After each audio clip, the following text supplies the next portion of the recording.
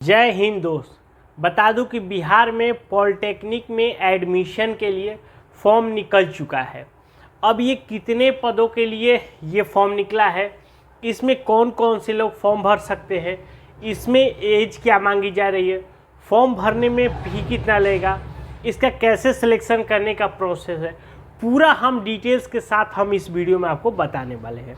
इसके साथ साथ हम लास्ट में एक और इम्पॉर्टेंट चीज़ बताएंगे जो कि बहुत से छात्रों को कन्फ्यूज़न है, क्योंकि क्या इंटरमीडिएट करना सही रहेगा या पॉलिटेक्निक करना मुझे सही रहेगा। ठीक है, तो हम आज इस पे पूरा डिटेल्स के साथ बात करेंगे। देखिए, बिहार पॉलिटेक्निक, ठीक है, इसमें एडमिशन का फॉर्म जो निकला है, इसको अगर हम देसी भाषा में बात करें तो इसको जूनियर इंजीनियर भी बोलते हैं, जूनियर इंजीनियर। ठीक है, ठीक है, इसको आप 10वीं के बाद आप अप्लाई कर सकते हैं। ये हर एक राज्य का अपना अपना निकलता है, जैसे ये बिहार का हो गया, उसी तरह यूपी, बंगाल, हर एक का अपना अपना निकलता है। ठीक है, जिसको आप 10वीं के बाद ये कर सकते हैं। ये जो वैकेंसी है, ठीक है, ये टोटल 15,450 सीट, ये जो सीट है ये कॉमन है। ये जो कॉलेजेस हैं, ये कॉलेज में मेल और फीमेल दोनों के लिए सीट है। ठीक है, उसके साथ साथ दो और ऐसे बिहार में कॉलेज हैं जो जिनमें केवल गर्ल्स के लिए है, ये ओनली गर्ल्स के लिए है। ठीक है, इसमें कोई भी बॉयज इसमें एडमिशन नहीं ले सकता है।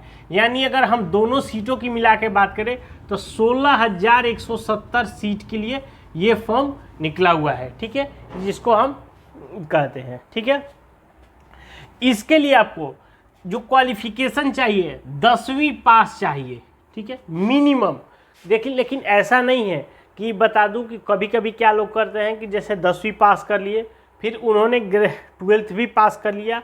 12th पास आपको साइंस से होना चाहिए, वो भी आपका मैथ्स ग्रुप, बायो ग्रुप से नहीं। ठीक है, तो भी आप मतलब आगे इसमें एडमिशन ले सकते हैं। ऐसा कोई उसमें बाउंडेशन नहीं है कि क्या हम 10वीं के कर लिए या 12वीं कर लिए तो उसके बाद हम एडमिशन नहीं ले सकते हैं। ठीक है, ये क्लियर हुआ। यानी कि आपको मिनिमम आपका 10वीं पास है तो आप इसमें एडमिशन ले सकते हैं। इसका जो एज क्राइटेरिया है, इसमें कोई एज की लिमिट नहीं रहती है। ठीक है, आप 10वीं पास करने के 2 साल 4 साल बाद भी इसमें भी अगर आपको लगता है कि नहीं मुझे पॉलिटेक्निक करना चाहिए तो आप इसमें एडमिशन ले सकते हैं। ठीक है, इसका जो फॉर्म है वो ऑनलाइन भरा जाता है, जिसको कंबाइंड टेस्ट बोलते हैं, जिसका फॉर्म शुरू हो चुका है।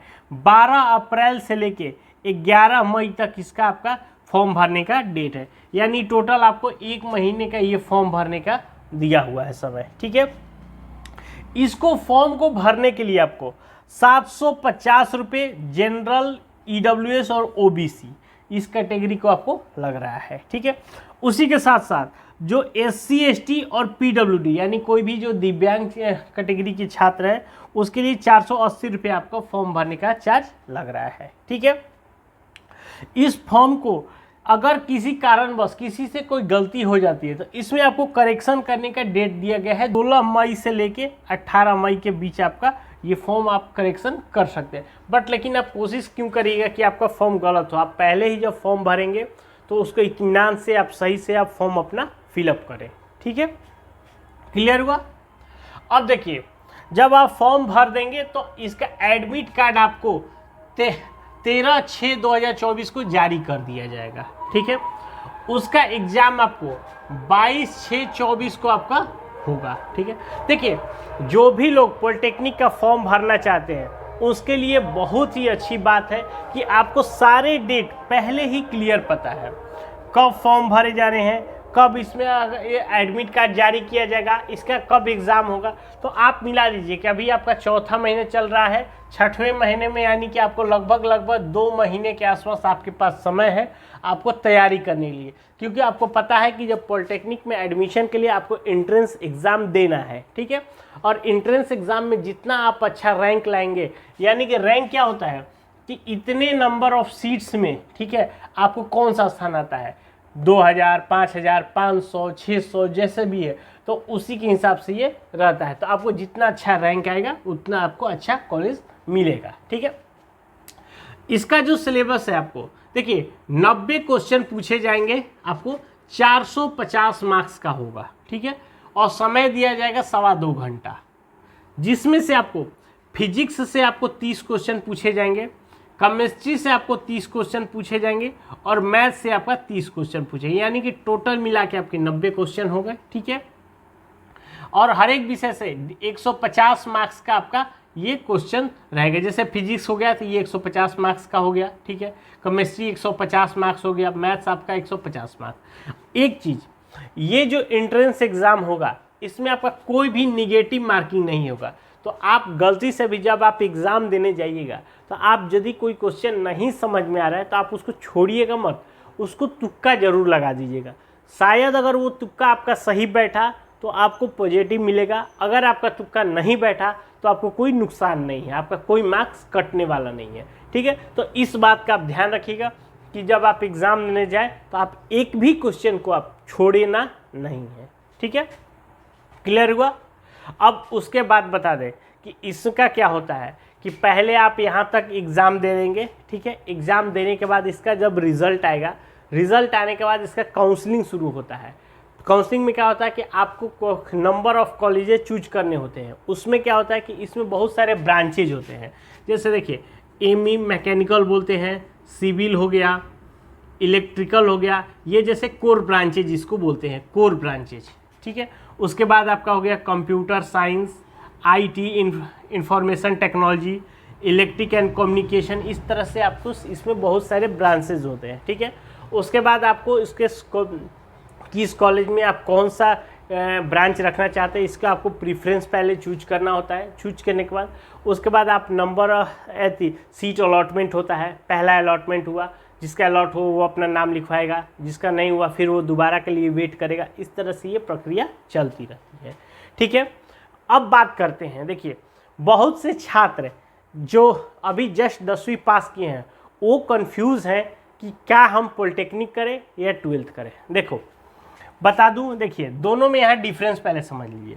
इंटरमीडिएट करेंगे तो आप को आर्ट्स ले सकते हैं, कॉमर्स ले सकते हैं या साइंस ले सकते हैं। साइंस में आपका फिजिक्स और मैथ दोनों हो सकता है।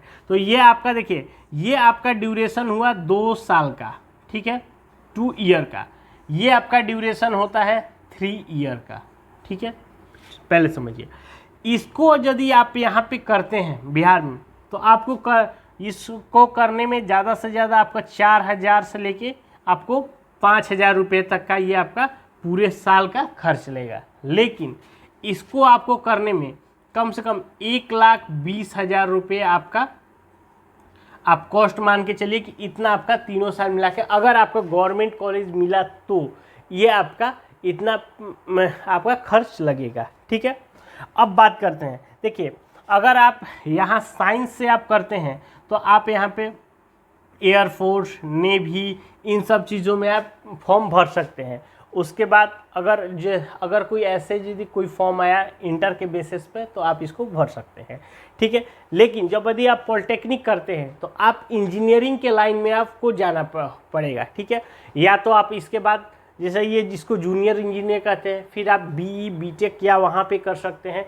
जैसे आप पहले 3 साल का कर लिए, फिर जो बीटेक भी 4 साल होता है तो उसको आपको 3 साल में ही कंप्लीट किया, आपको 1 साल का वहाँ पर रिलैक्सेशन हो गया, यानी कि आपका डायरेक्ट सेकेंड ईयर में एडमिशन होता है, ठीक है।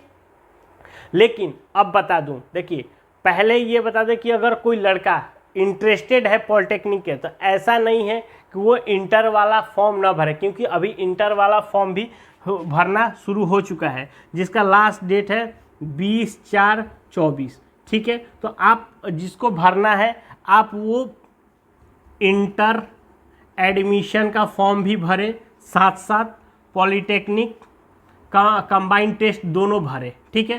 क्योंकि ये आपको ज़रूरी नहीं है कि आपका पॉलिटेक्निक में अगर आप पॉलिटेक्निक का फॉर्म भरते हैं तो आपका श्योर नहीं कि आपका हो ही जाएगा, ठीक है। इसलिए आप दोनों फॉर्म को ज़रूर भरें, क्योंकि ये इंटर वाला एडमिशन भी होते होते जुलाई अगस्त आ ही जाता है। तब तक इसका भी आप अगर एंट्रेंस देंगे तो इसका भी रिजल्ट आएगा, जो भी होगा आप दोनों में कोई एक ऑप्शन ले सकते हैं, ठीक है। लेकिन ऐसा नहीं है कि जो लोग पॉलिटेक्निक करना चाहते हैं वो लोग इंटर का फॉर्म नहीं भरेंगे, ठीक है। अगर इसके बावजूद भी आपको कोई और जानकारी चाहिए इससे रिलेटेड तो हमें नीचे कमेंट करके जरूर पूछ सकते हैं, ठीक है। वीडियो अच्छा लगे तो एक लाइक जरूर करिए और हमारे चैनल को सब्सक्राइब करिए। तब तक के लिए जय हिंद।